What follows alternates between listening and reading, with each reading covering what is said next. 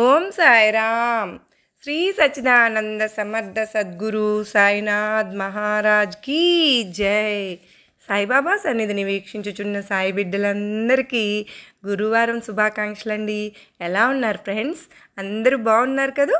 మన సాయినాథుని దయ వలన అందరూ బాగున్నారని, బాగుండాలని మనస్ఫూర్తిగా బాబావారిని కోరుకుంటూ ఉన్నానండి. ఈరోజు మీరందరూ గురువారం పూజ చేసేసుకున్నారా? బాబావారిని చక్కగా డెకరేషన్ చేసేసుకుని బాబావారి దగ్గర మన మన మన మన లోపల ఉన్న అంతా మన బాబావారికి మనం చెప్పుకోవచ్చు. ఎంతలా అంటే మన తల్లితో, తండ్రితో, ఎవరితో చెప్పుకోలేనివి కూడా మన సాయినాథుల వారితో ప్రతి ఒక్కటి షేర్ చేసుకుంటాం కదా మనం. మన పెన్నిది ఆయన. అయితే ఈరోజు బాబావారు సాయి స్ఫూర్తిలో జీవితం అనే చిక్కు ముడి కాదమ్మా, విశ్వాస కుసుమం అని చెప్తూ ఉన్నారు. ఆ సమస్యలు, కష్టాలు లేని జీవితం ఉంటుందా? అసలు ఉండనే ఉండదు. ఏ వయసు వారికి ఆ వయసుకు సంబంధించిన కష్టం ఉండనే ఉంటుందండి. అప్పుడే కళ్ళు తెరిచిన పాపాయి కూడా ఆ పసిపాపకు అమ్మ స్పర్శ తగలకపోయిందా ఎంతో భయం కలుగుతుంది. అప్పుడే బడిలోకి వెళ్ళిన పిల్లాడికి ప్రతి అక్షరము ఒక సమస్యే. అలా మనుషులకే కాదు, ప్రతి జీవికి సమస్యలు ఉంటాయి. కొన్ని సమస్యలు తెలివితో, సాధనతో, ధైర్యంతో పరిష్కరించుకోగలము. కానీ మరికొన్ని చిక్కుముడిలా మనకే పరీక్ష పెడుతూ ఉంటాయి. మీరైనా, నేనైనా, ఎవరైనా ఎవరికుండే చిక్కుముడులు వాళ్ళకు ఉంటాయి. ప్రతిదీ పూల పాన్పు కాదు కదా. మనం సామాన్యమైన పరిమితమైన చిక్కుముడిలా మనకే తెలివితేటలతో ఆ చిక్కుముడి విప్పడానికి ప్రయత్నిస్తే అది సాధ్యం కాకపోవచ్చు. కానీ ఈ లోకాన్ని సృష్టించిన దైవం సర్వసమర్థుడు అని జ్ఞాపకం పెట్టుకుంటే చాలండి. మనం ఎప్పుడు దైవాన్ని స్మరిస్తూ ఏ పని చేస్తున్నా, సాయి ఈ పని నీవే చేయిస్తున్నావు అనుకుంటే చాలు. మనపూర్వకంగా చేసే ఈ చిన్ని ప్రార్థనకు ఫలితం ఎంతో గొప్పగా ఉంటుంది. తప్పిపోయింది అనుకున్న రైలు ఆలస్యంగా వచ్చి మన ముందు నిలబడుతుంది. అర్థం కాని పాఠం నుండి ప్రశ్నాపత్రంలో ఒక ఉండదు. ఒక్క ప్రశ్న ఉంటుందా? ఉండనే ఉండదు.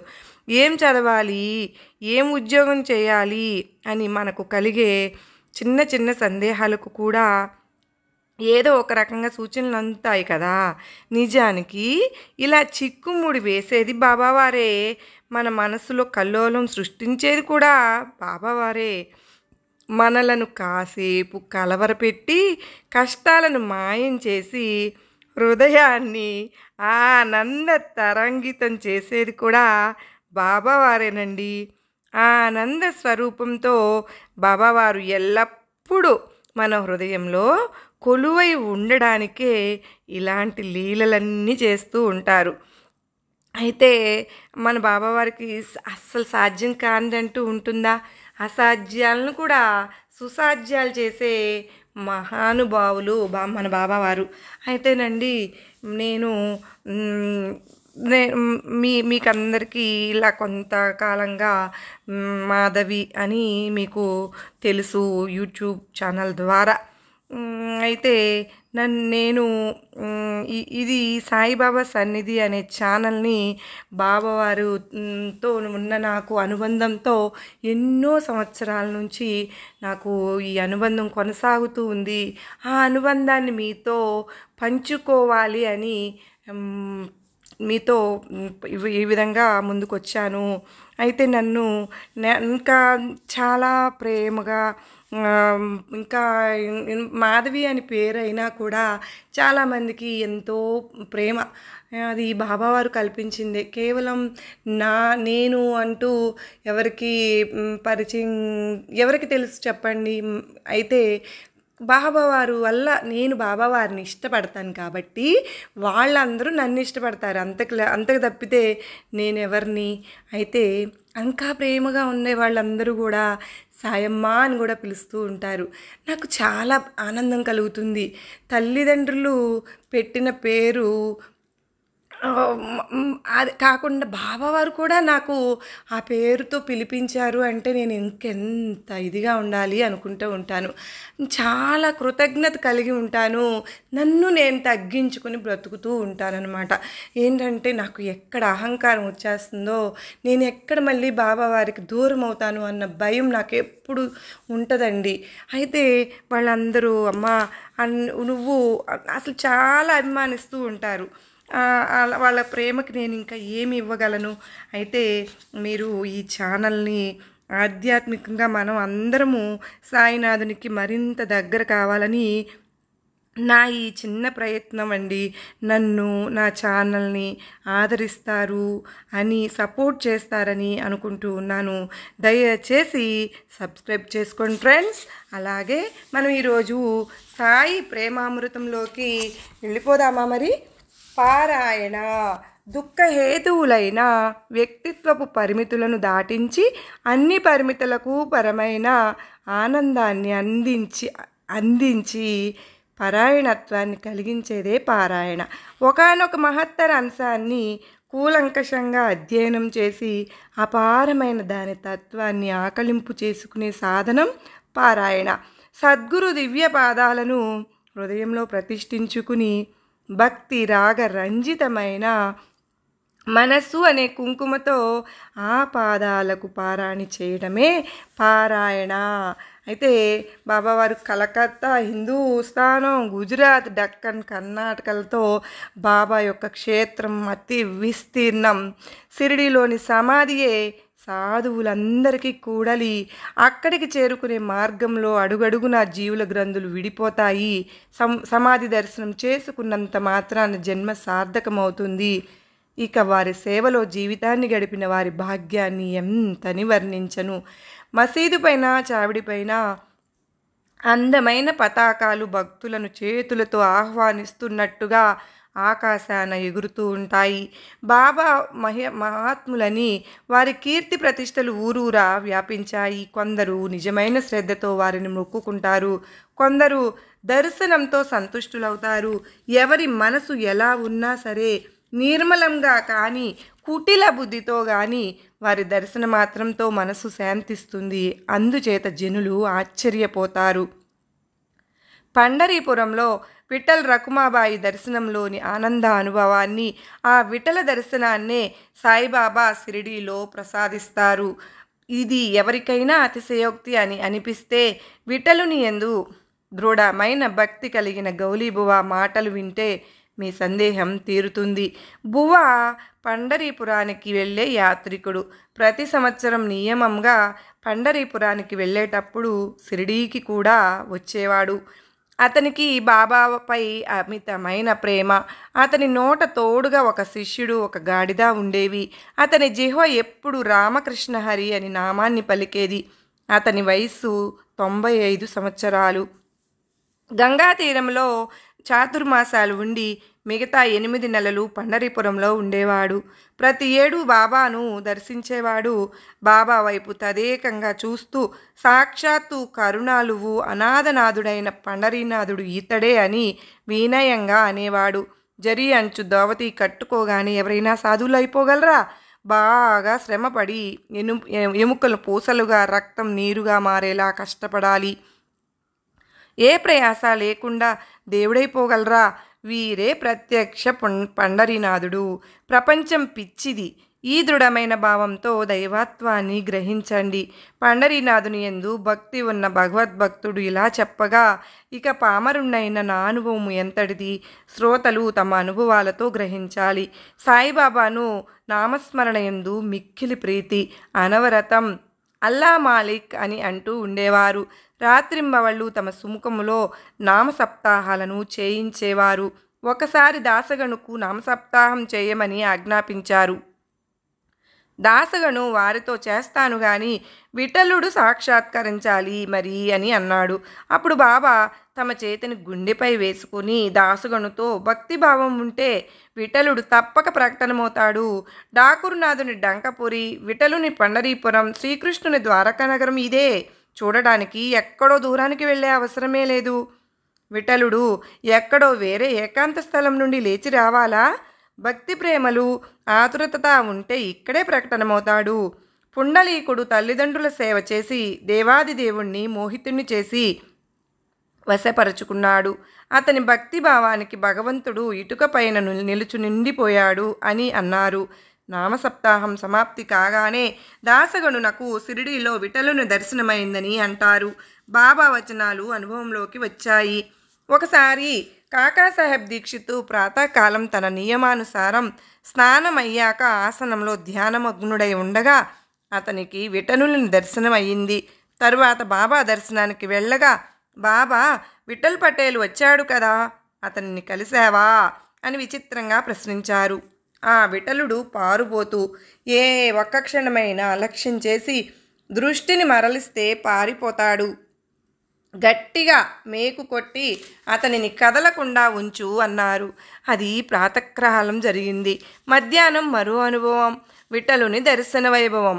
ఎవరో వేరే ఊరివారు పండరీపుర పాతిక విఠలుని చిత్రపటాలు అమ్ముకోవాలని వచ్చారు. దీక్షితునికి ఉదయం ధ్యానంలో కనిపించినటువంటి ఫోటోలు పూర్తిగా అదే రూపం. అది చూచి అతడు ఆశ్చర్యపోయాడు. బాబా మాటలు గుర్తుకు తెచ్చుకున్నాడు. అమ్ముకునేవానికి డబ్బిచ్చి ఎంతో ప్రేమతో ఒక పటాన్ని కొనుక్కుని భక్తితో పూజలో పెట్టుకున్నాడు.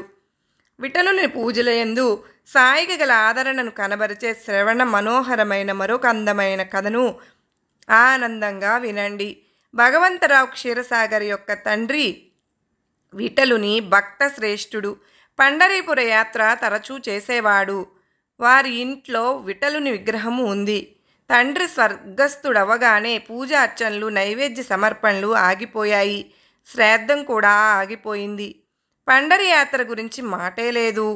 ఈ భగవంతరావు షిరిడీకి వచ్చినప్పుడు బాబా అతని తండ్రికి గుర్తు చేస్తూ, ఇతని తండ్రి నా స్నేహితుడు, నా స్నేహితుని కుమారుడే ఇతడు. అందువల్లనే నేను ఇతనిని ఇక్కడికి లాక్కుని వచ్చాను. ఇతడు ఎప్పుడూ నైవేద్యం పెట్టకుండా నన్ను కూడా పస్తులుంచుతున్నాడు, విఠలును కూడా పస్తులుంచాడు. అందుకే ఇతనిని షిరిడీకి తీసుకువచ్చాను. ఇప్పుడు ఇతనికి గుర్తు తెచ్చి మరలా ఇతడు పూజ ప్రారంభించేలా చేస్తాను అని చెప్పారు. ఒకసారి ఒక విశేషమైన పర్వదినాన దాసగనుకు ప్రయాగ తీర్థంలో స్నానం చేయాలి అన్న కోరిక కలిగింది. బాబా అతను అనుమతి కోసం వారి వద్దకు వచ్చాడు. అతనితో బాబా, దానికోసం అంత దూరం వెళ్ళవలసిన అవసరం లేదు, ఇదే మన ప్రయాగ తీర్థం, నీ మనసులో దృఢమైన విశ్వాసం ఉంచు అని చెప్పారు. నిజంగా ఎంతటి ఆశ్చర్యకరమైన నీరు ప్రవహించింది. ఆ చమత్కారాన్ని చూసి దాసగను గగుర్పాటు చెందాడు. బాబా యొక్క అనుగ్రహానికి అతని కళ్ళ నుండి అశ్రుధారలు కారాయి. వైఖరికి స్ఫురణ వచ్చింది. అతనిలో ప్రేమ ఉప్పొంగి బాబా యొక్క అగటత లేనను అగాధ శక్తిని వర్ణించి తృప్తి చెందాడు. దాసగణుని ఈ మధుర రచనలోని ప్రాసాదిక పదాల కూర్పును శ్రోతలకు తెలియజేసి వారి కుతూహలాన్ని తీరుస్తాను.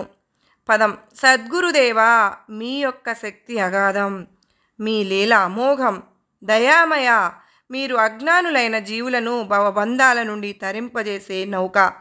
వేణుమాధవుడవై మీ చరణద్వయాలను ప్రయాగ చేసి ఉభయ అంగుష్టాల నుండి గంగా యమునల ప్రవాహాన్ని చూపారు. బ్రహ్మ విష్ణు మహేశ్వరుల త్రిగుణాత్మక మూర్తి అయిన మీరు సాయి సమర్థులై భూమిపై వ్యవహరిస్తున్నారు.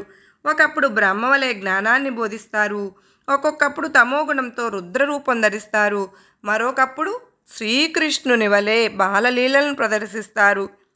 అప్పుడప్పుడు భక్తుల మనసు అనే సరోవరంలో హంస వలె విహరిస్తారు.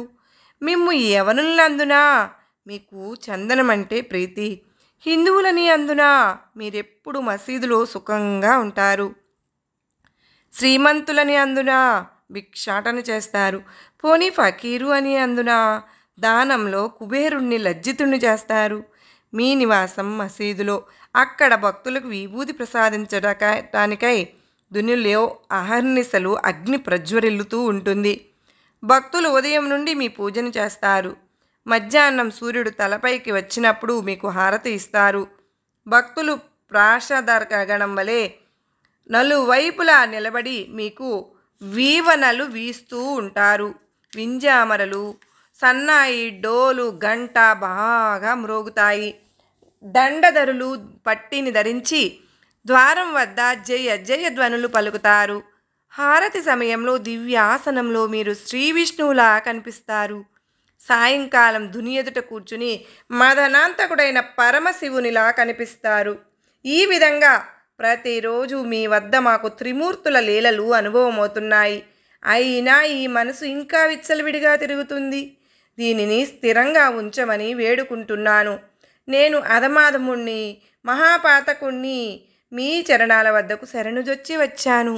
గురుదేవా, ఈ దాసగణ త్రితాపాలను నివారించండి.